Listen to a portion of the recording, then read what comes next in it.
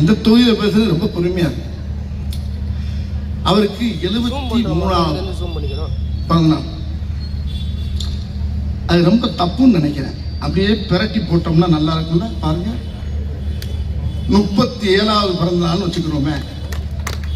ஏன்னா அவருடைய செயல்பாடுகள் கூட அப்படித்தான்.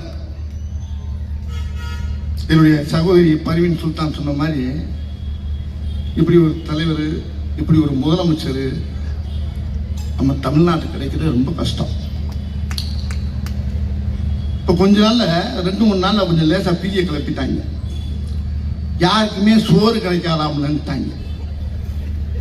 எனக்கு தூக்கம் இல்லை. பழைய கொரோனா மாதிரி வரப்போகுது, பழைய நோட்டு செல்லாம வரிசையில் நின்னாங்க பாருங்க, அது மாதிரி நடக்கவும் மாட்டேன். அங்கே வர்ற வழியில பார்த்தா பூரா டீசலுக்கும் பெட்ரோலுக்கும் பூரா மக்கள் பூரா நிற்கிறாங்க. ஹோட்டலை பூரா அடைச்சு விட்டான். பயங்கரமான குள நடுக்கமாகி போச்சு. கேட்டா எங்கேயோ சண்டை நடந்தா நம்ம வீட்டில் அடுப்பு எரியாது, சோறு வராதுங்கிறான், சோறு கிடைக்காதுங்கிற அளவுக்கு ஒரு பீதியை கிளப்பிட்டாங்க. அப்போ கூட நம்ம ஐயா தமிழகம் முழுவதும் ஒரு அழகா ஒரு கடிதத்தை பிரதமருக்கு எழுதுறாரு. முதல்ல இந்த பிரச்சனையை நான் தயவு பண்ணி தீர்க்கிறதுக்கு என்ன வழிகளை பாருங்க. அவர் சொன்னாரு, ஆனா அந்த கட்சியில கூட்டணிங்க யாராச்சும் குரல் கொடுத்தாங்களா? ஒரு ஆள் கூட குரல் கொடுக்கல. திமுகவை அழிக்கணும், திமுகவை ஒழிக்கணும், திமுக ஒழிக்கிறது அழிக்கலாம் அப்புறம் வச்சுக்கோங்கய்யா. இந்த அழியெல்லாம் அப்புறம் மக்கள் பார்த்துக்கிறாங்க. மக்கள் அழியாம இருக்கிறதுக்கு என்ன வழி, அதை பண்ணுறதுக்கு நீங்க முதல்ல யோசிக்க முதல்ல. எதுக்கு எடுத்தாலும் திமுக அழிக்கணும், திமுக அழிக்கணும், திமுக சொன்னவனை பூராமே காணாமடா சண்டாளைங்களா. நானும் பார்த்துட்டு தான் இருக்கேன். அப்ப வந்து பார்க்க எவனே சொல்றானோ அவங்க ஆளை காணும். ரொம்ப விலாவரியா பேசுறது சிக்கலாகி போவோம், அது வேண்டாம். நான் ரொம்ப டீப்பா உள்ள போக விரும்பல. நானும் பார்த்துட்டு தான் இருக்கேன். எப்படி முடியும்? தஞ்சாவூர் போகிற மாதிரி நிக்குது, பெரிய வரலாற்று படைச்சு போய் நிக்குது. திமுக ஒரு சாதாரண சாம்ராஜ்யமா அது. அதை பத்தி சொல்றதுக்கு நிறைய விஷயங்கள் இருக்கு. அந்த மாதிரி சொல்றதுக்கு எந்த கட்சியிலையும் எந்த விஷயமும் கிடையாது. என்ன இருக்கு? ஒண்ணுமே சரி கிடையாது. இப்ப இடையில ஒரு சம்பவம் நடந்துச்சுங்க. திடீர்னு எல்லாருடைய அக்கௌண்ட்லயும் ஒரு 5000 ரூபாய் போட்டாரு. மக்களுக்கெல்லாம் வந்து விரும்ப அதிர்ச்சி. இந்த திமுக அழியணும் சொன்னா பாருங்க, அது நல்லா அசந்து தூங்கிருந்தவனுக்கு காலை போய் யாராவது சொல்லிப்பாங்க,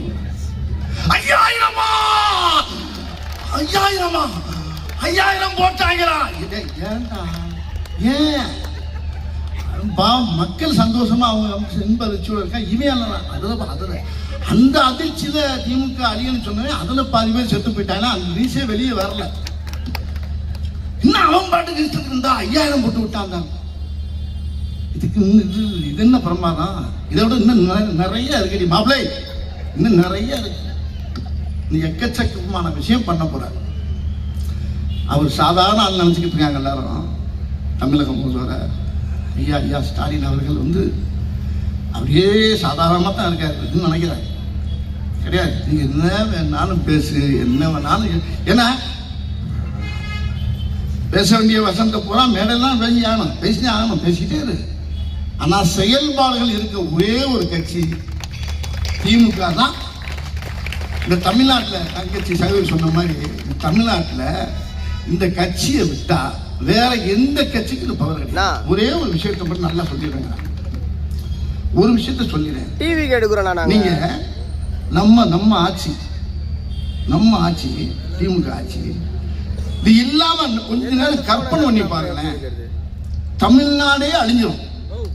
நம்ம கட்சி இல்லைன்னா இதுக்கு ஈக்குவலா இந்த நாட்டில் ஆல்ரெடி தமிழ்நாட்டில் யாருமே கிடையாது. வேற யார் வந்தாலும் அன்னைக்கு தலைவர் சொன்னார் பாருங்க, ஒரு வார்த்தை சொன்னாரு. அதாவது அவன் ஒரு சட்டத்தை மாற்றுவான், திட்டத்தை மாற்றுவான், என்னென்னமோ பண்ணி மொத்தத்தில் தமிழ்நாடுங்கிற பேரே தூக்கிடுவாங்க. அவ்வளவுதான். அதுக்கு வேண்டி ஏற்பாடு பண்ணிடுவாங்க. ஏன்னா தட்டி கேட்கறதுக்கு அந்த சைடில் எங்கேயுமே யாருமே இல்லை நம்ம கட்சியை தவிர. எந்த நெருக்கடியும் சந்திக்கக்கூடிய ஒரே ஒரு தலைவன் தமிழ்நாட்டில் ஐயா முதல்வர் ஐயா ஸ்டாலின் அவர் தான். எந்த நெருக்கடியும் எந்தனையும் சந்திக்கக்கூடிய அளவுக்கு அவருக்கு தைரியமும் தன்னம்பிக்கை அவர் இருக்கு. அவர் ஒரு ஆள் இருக்கனால தான் தமிழ்நாட்டுக்கும் பாதுகாப்பு, தமிழ்நாட்டு மக்களுக்கும் பாதுகாப்பு, தமிழக பெண்களுக்கும் பாதுகாப்பு, மகளிருக்கும் பாதுகாப்பு, எல்லா குழந்தைகளுக்கும் பாதுகாப்பு, எல்லா செல்வங்களுக்கும் பாதுகாப்பு. இந்த கட்சி மட்டும் இல்லைன்னா சத்தியமா சொல்றேங்க, என் தாய் மேல சத்தியமா சொல்றேன், நம்மளுக்கு எல்லாம் கெடுகலமாயிரும், கொன்னுருவாங்க. யாரு யார் இருக்கா சொல்றதுக்கு ஆளு இல்லைங்க. நான் அப்படியே எட்டி பார்க்க உன்னத்தை வேற மாதிரி கடல் தான் இருக்காங்க. நம்ம நம்ம நம்ம வெற்றி 200க்கு மேல நம்ம கண்டிப்பா ஜெயிக்கலாம். தங்கச்சி சொன்னாங்க பாருங்க, பையன் சொல்லிட்டாங்க, அருமையா சொன்னாங்க. 200 தூக்கி மேல நம்ம 200ங்கிறது லட்சியம், நிச்சயம் 200க்கு மேல ஜெயிக்க போறது லட்சியம். ஆனா அதுக்கு மேல 34க்கு முதலமைச்சர் யாருன்னா நம்மால் தான், நம்ம தலைவர் தான். 34 தான், 234 200 நம்ம ஜெயிப்போம். அந்த 234 பேர் அதுக்கு நம்ம தான் முதலமைச்சர். ஆனா இப்ப நடந்துக்கிட்டு பாருங்க, இந்த விழா நடக்குது பாருங்க, இது சத்தியமா இந்த விழா அவருடைய பிறந்த நாளுக்கு நடக்கிற விழா கிடையாது. 2024 அடுத்த முதலமைச்சராக அவர் வரப்போறாருங்களா, அதுக்கு பரிசா கொடுக்க போற விழா அந்த விழா. நான் இப்பயே அவருக்கு வாழ்த்து சொல்லுவேன். 2வது முறை அவர் சிஎம் ஆகி உட்கார்ந்து மக்களுக்கு இன்னும் அள்ளி இறப்பாரு பாருங்க. மக்கள் நல்லா அப்படி செழிப்பமா வாழ வைக்கக்கூடிய ஒரே தலைவர் அவருக்கு இன்னைக்கு இதை நம்ம பரிசா கொடுக்கணும். எல்லா மக்களும் சேர்ந்து, இது மக்கள் ஏற்கனவே முடிவு பண்ணிட்டான், மக்கள் ஜனங்கள்லாம் சேர்ந்து எல்லாம் முடிவு பண்ணியாச்சு. இவர் தான் முதலமைச்சர், இவரை விட்ட ஒரு ஆள் இல்லைங்கிறது மக்களுக்கு நல்லா தெரியும், எல்லா தாய்மார்களும் தெரியும். இது இந்த விழாவுக்கு சேர்த்து நினைக்கக்கூடிய நம்ம பரிசா கொடுக்கக்கூடிய அருமையான விழாவை தான் இன்னைக்கு சேவர் பாவம்னு ரொம்ப அற்புதமாக வச்சிருக்காரு. ஆகினால தயவு பண்ணி எல்லாருமே நம்ம சாதாரண வந்துடக்கூடாது, கடுமையாக நம்ம உண்மையில உழைக்கணும். நம்ம உழைக்கிறதுக்கு பிறந்த கட்சி தான் திமுக. உழைக்கிற கட்சி தான் பூராமே அப்படித்தான் இருக்கான். எல்லாருமே உழைப்பு உழைப்பு உழைப்பு. இந்த மாதிரி தங்கச்சி பயிர்கள் சொல்லிட்டு அப்பா அடம்புல பெஞ்சு ஓஞ்ச மாதிரி என்ன பேச்சு, என்ன ஆற்றல், என்ன அறிவு. எல்லாருக்கும் முதல்ல வணக்கத்தை சொல்லிக்கிறேன். மேடையில் இருக்க பெரிய பெரிய ஜாம்பவான்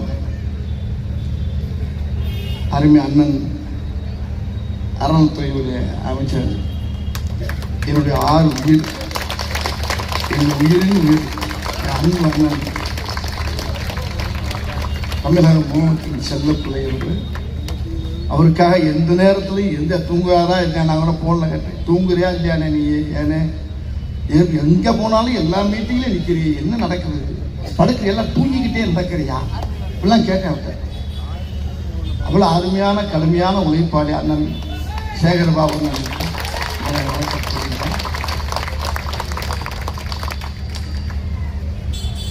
அடுத்து என்னுடைய நடிகர் சங்க தலைவர், என் பாசத்துக்குரிய அன்பு அண்ணன் நாசர் அவர்களுக்கு என் நெஞ்சார்ந்த நடிகை நண்போட வணங்குகிறேன்.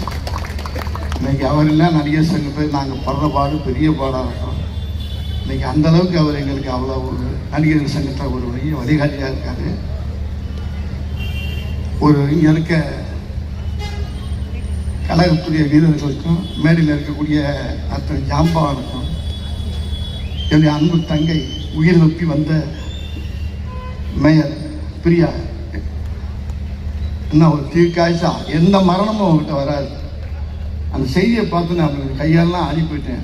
கடைசியில் ஒன்றும் இல்லை, வண்டிக்கு தான் சேரம்னா, வண்டி தான் சேரமாகும், நம்மளுக்கெல்லாம் ஒன்றும் ஆகாது.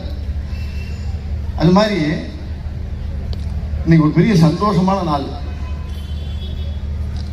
234 தொகுதியிலே முதல் தொகுதியான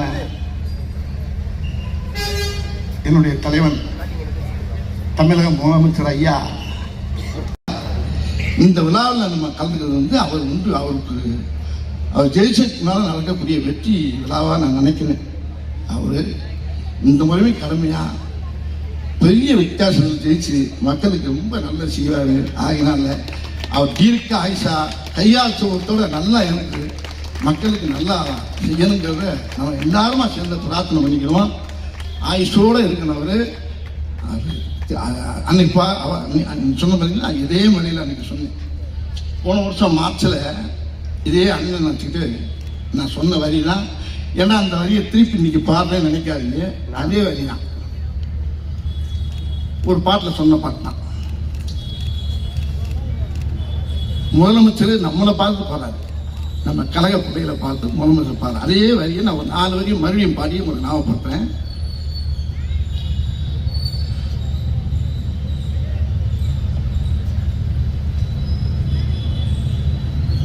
சத்தியமே லட்சியமாய் கொள்ளடா, தலை நிமிர்ந்து உன்னை மறந்து செல்லடா. சத்தியமே லட்சியமாய் கொள்ளடா, தலை நிமிர்ந்து உன்னை மறந்து செல்லடா. சத்தியமே லட்சியமாய் கொள்ளடா செல்லடா.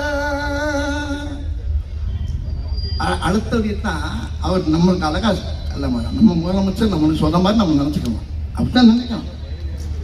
வழியினிலே எத்தனையோ மேடு பள்ளம் உன்னை இடர வைத்து தள்ள பார்க்கும் குழியிலே. வழியினிலே எத்தனையோ மேடு பள்ளம் உன்னை இடர வைத்து தள்ள பார்க்கும் குழியிலே. அத்தனையும் தாண்டி காலை முன்வையடா, அத்தனையும் தாண்டி காலை முன்வையடா. நீ அஞ்சாமல் கடமையில் கண்வையடா. சத்தியமே லட்சியமாய் கொள்ளடா வெல்லடா.